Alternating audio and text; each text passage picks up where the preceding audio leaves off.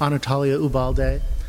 I was wondering, what were some of the best practices that you saw? What states are doing it well, where there's a high level of transparency and also good analysis on return on investment?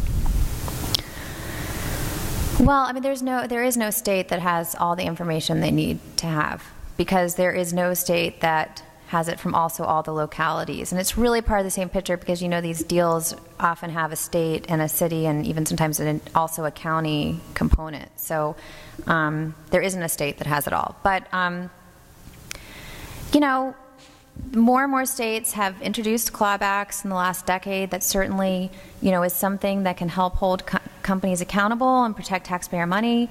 One thing, though, that I did find in that to some degree is, first of all, I did hear in some places a reluctance to enforce clawbacks, because people were afraid that that would mean companies wouldn't want to come there. I think when the clawbacks on the state level in a very regimented way, it's easier to enforce it, but on a local level.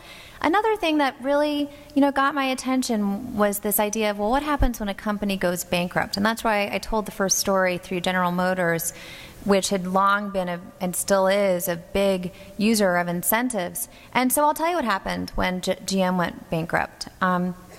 Even places that had clawbacks didn't get the money back. So, for instance, one place I wrote about a lot in that first story was Ypsilanti, Michigan.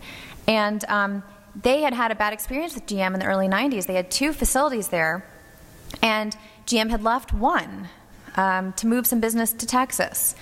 And Ypsilanti sued GM. Almost the lower court said, no, GM can't leave, which, as you all know, would have been could have had landmark implications in economic development if you couldn't leave if you had a deal.